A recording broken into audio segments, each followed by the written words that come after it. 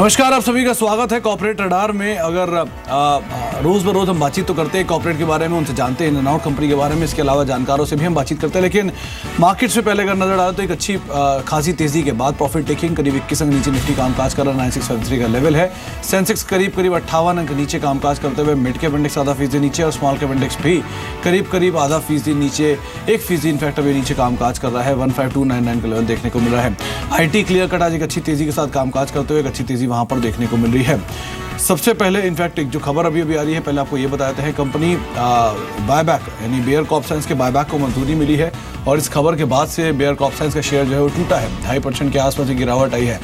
4746 रुपये के स्तरों पे शेयर अभी कामकाज कर रहा है। 4900 रुपये के आसपास कंपनी का बायबैक आएगा। लेकिन शेयर के गिरने की वजह ये नहीं है, शेयर के गिरने की वजह ये है कि शेयर कंपनी जो है सिर्फ 10 लाख शेयरों का बायबैक लेके आ रही है, जो कि बहुत छोटा कॉपस मान सकते हैं। 500 करोड़ के आसपास कंपनी खर्च करेगी इस बायबैक के ऊपर। क्रूशियल चीज़ ये भी है कि कंपनी 2015 में भी इससे पहले बायबैक लेकर आ चुकी है और जो 2015 का बायबैक था वो स्लाइटली प्रीमियम पर था, जबकि इस बार के बायबैक के लिए जो उम्मीदें लगाई जाती थी कि ज़्यादा अच्छा प्रीमियम मिलेगा, वो प्रीमियम मिल नहीं पाया और इसीलिए शायद शेयर में एकाएक गिरावट आते हुए दिखाई पड़ी है और इस गिरावट के बाद शेयर डे लो के आसपास ही कामकाज कर रहा है। तो बायबैक की खबर तो आई, लेकिन दो क्रूशियल चीज़ें हैं। एक, सिर्फ 10 लाख शेयरों का बायबैक हो रहा है और दूसरा, प्रीमियम जो उम्मीद लगाई जा रही थी कि ज़्यादा बायबैक मिल सकता है, वो बायबैक का प्रीमियम नहीं मिल पाया, जिसकी वजह से भी बाजार ने इसको नेगेटिवली लिया है और करीब 90 पॉइंट नीचे अभी बेयर क्रॉप साइंस का शेयर जो है कामकाज करता हुआ दिखाई पड़ रहा है।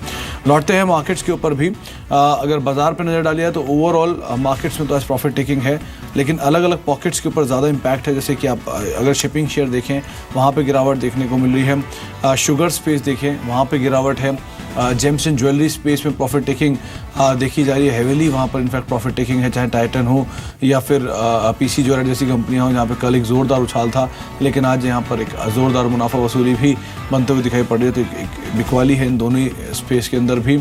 इसके अलावा आज अच्छी खरीदारी है IT स्पेस में, मिड कैप हो या फ्रंट लाइन, दोनों ही IT स्पेस में अच्छी खरीदारी है। स्पेशली अगर आप फ्रंट लाइन देखेंगे तो TCS सपोर्ट कर रहा है, TCS से इनफैक्ट इस पूरी तेज़ी को लीड कर रहा है। इन्फोसिस सपोर्ट देते हुए HCL टेक में तेज़ी देखने को मिल रही है।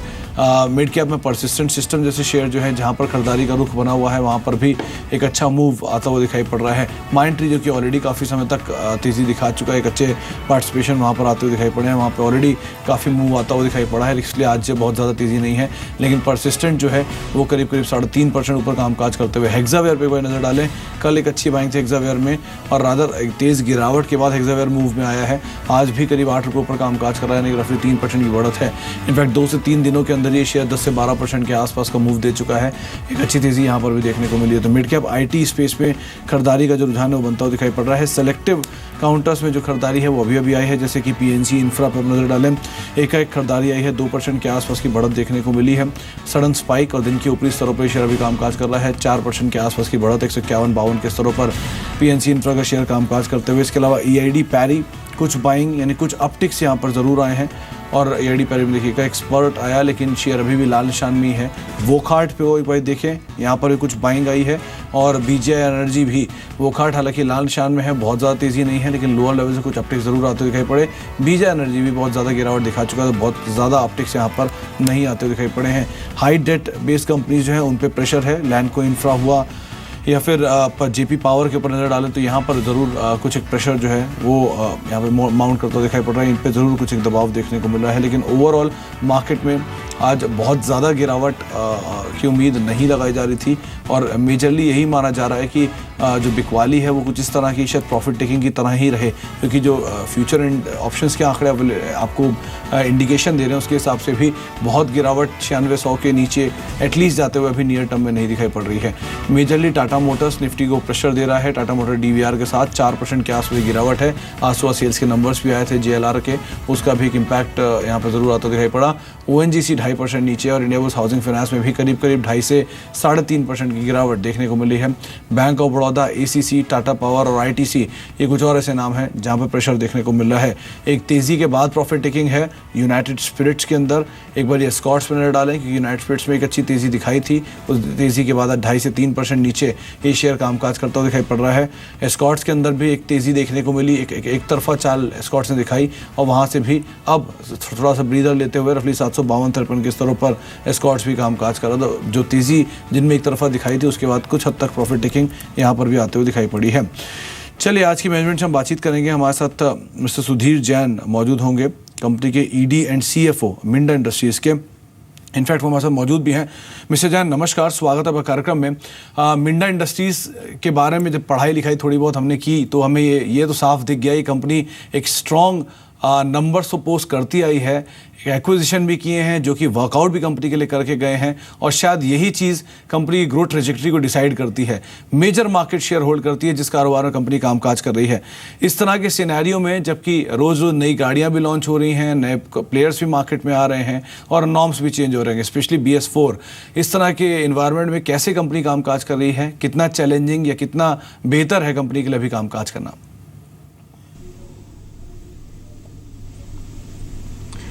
जहाँ तक चैलेंजेस और बेहतरी की बात है, आपने ठीक कहा, पिछले 5-7 साल में हम कंसिस्टेंटली ग्रो कर रहे हैं, टॉप लाइन भी बॉटम लाइन भी, और ये ग्रोथ मेनली हमारे एग्जिस्टिंग प्रोडक्ट से आ रही है जिसमें स्विचिंग। जी मिस्टर जैन आप सुन पा रहे हैं? चलिए शायद से संपर्क नहीं हो पा रहा, लेकिन जैसे कि वो बातचीत कर भी रहे थे कि पिछले 4 साल में अगर आप ग्रोथ का ट्रेंड देखें तो 2014 में जहाँ कंपनी का रेवेन्यू करीब 1700 करोड़ रुपए के आसपास रहता था, वहाँ से बढ़ता हुआ वो 2200 करोड़, फिर 2500 करोड़, आज 3500 करोड़ रुपए के आसपास आ चुका है। यानी कि रेवेन्यूज़ जो हैं उनमें एक डबल ग्रोथ देखने को मिली है पिछले 4 साल के दौरान। मुनाफे फ्रंट की अगर बात करें तो मुनाफा कई गुना बढ़ा है। 7 करोड़ मुनाफा देने वाली कंपनी एक समय में वो धीरे धीरे बढ़ते हुए आज 168 करोड़ रुपए तक पहुंच चुकी है। तो एक अच्छी ग्रोथ ट्रेजेक्टरी पिछले 4 सालों में कंपनी ने पिकअप किया है, और इस पिकअप जो ग्रोथ पकड़ी है कंपनी ने, इसकी वजह भी है क्योंकि पिछले एक लंबे अंतराल में कंपनी ने बहुत सारे एक्विजिशंस किए हैं। ये एक्विजिशंस ना केवल एक सेगमेंट के अंदर हैं बल्कि अलग अलग सेगमेंट के अंदर एक्विजिशन कंपनी करती रही है, और इस ग्रोथ में जो भी एक्विजिशन कंपनी करके गई है, सभी एक्विजिशंस के अंदर कंपनी ने मेजरली नए प्रोडक्ट्स लॉन्च किए हैं, नए पोर्टफोलियोज में ऐड ऑन किए हैं। मिसाल के तौर पे ओंक्यो जिसके साथ एक JV कंपनी ने किया है 2016 में, उससे थ्रू कंपनी ने साउंड एम्पलीफायर सिस्टम जैसे जो प्रोजेक्ट्स हैं उनके ऊपर कामकाज किया है। मिस्टर जैन अपनी बात कंप्लीट कर सकते हैं, आपसे संपर्क टूट गया था, आप अपनी बात पूरी कर सकते हैं सर।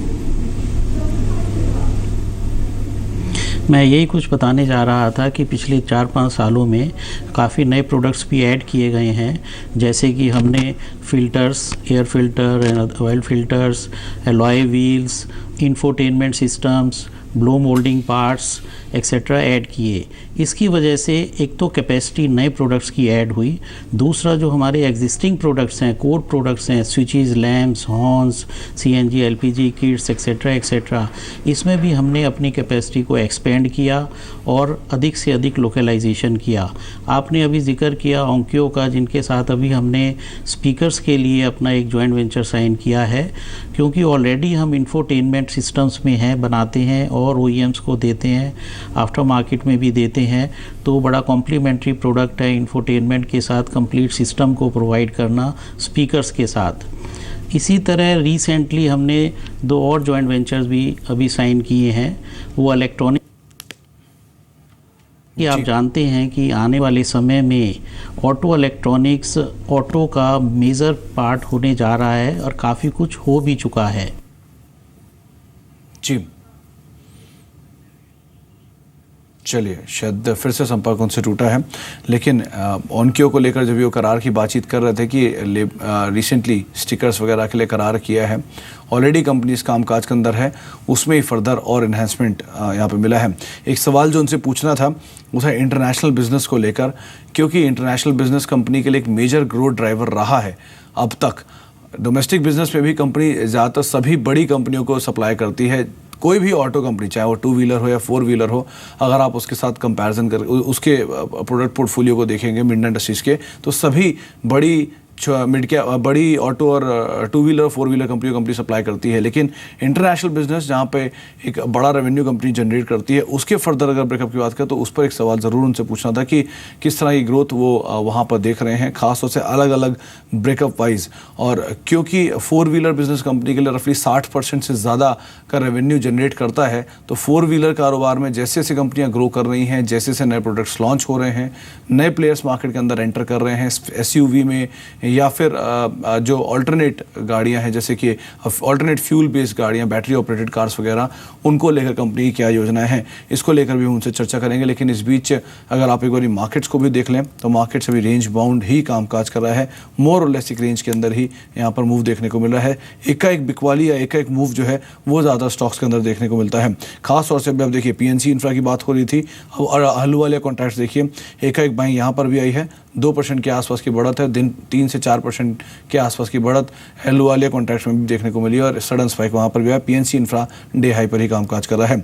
मिस्टर जैन हमारे साथ दोबारा मौजूद हैं। मिस्टर जैन, आपसे हम दोबारा बातचीत करना चाहेंगे, खासतौर से जो बाकी सेगमेंट्स हैं या फिर इंटरनेशनल ऑपरेशंस हैं उनको लेकर भी, क्योंकि कंपनी जो मेजरली अपने बिजनेस जनरेट करती है वो इंटरनेशनल बिजनेस से करती है। 30 से 40% के आसपास डोमेस्टिक और बाकी इंटरनेशनल कारोबार से कंपनी रेवेन्यू जनरेट करती है। तो गोइंग फॉरवर्ड यहाँ पर आप किस तरह की ग्रोथ देख रहे हैं? आपको लगता है कि इस बिज़नेस में और स्कोप है, और ज़्यादा काम हो सकता है? और अगर इंटरनेशनल बिजनेस का फर्दर ब्रेकअप किया जाए तो किन किन एरिया से, किन किन जोग्राफी से कैसे कंपनी रेवेन्यू जनरेट करती है? मिस्टर जैन, आप सुन पा रहे हैं? चलिए, शायद अभी भी उनसे संपर्क नहीं हो पाया है।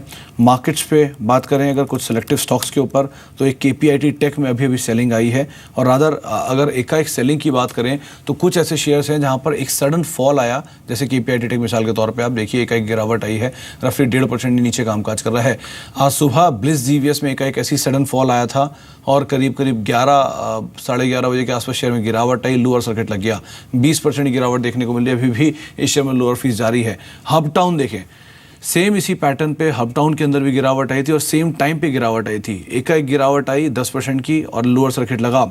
इसके अलावा भारत वायर, ये तीसरा शेयर है, इसको आप देखें, यहाँ पर भी जो गिरावट है वो सेम पैटर्न में है, एकाएक गिरावट आई, सेम टाइम पर आई, और वो भी लोअर फीस पे अभी तक कामकाज कर रहा है। यानी कि भारत वायर, हबटाउन और ब्लिस GVS, 3 ऐसे शेयर हैं जहाँ पे एकाएक गिरावट 11:30 बजे के आसपास, 10:30 11 बजे के आसपास आई, और उस गिरावट में तेज़ गिरावट एकाएक शेयर को दिन के निचले स्तरों पर लाई और लोअर फीस यहाँ पर लग गया।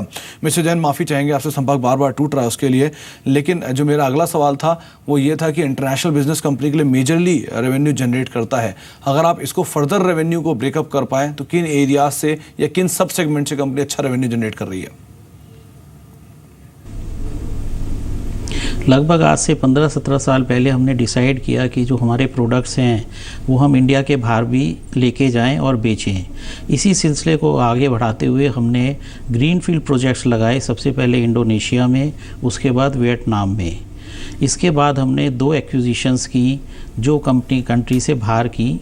सबसे पहली एक्विजिशन हमने क्लार्टन कंपनी को एक्वायर किया, जो बॉश ग्रुप से पर्टेन करती थी, रिलेट करती थी, जो हॉर्न्स बनाते हैं। ये स्पेन में है और ये एक्विजिशन हमने लगभग 4 साल पहले किया। दूसरा एक्विजिशन हमने रेंडर स्पेन में किया, जो ऑटोमोटिव लाइटिंग में है। इनके plants and R&D centre Spain में भी हैं, कोलंबिया में भी हैं और इंडिया में भी हैं।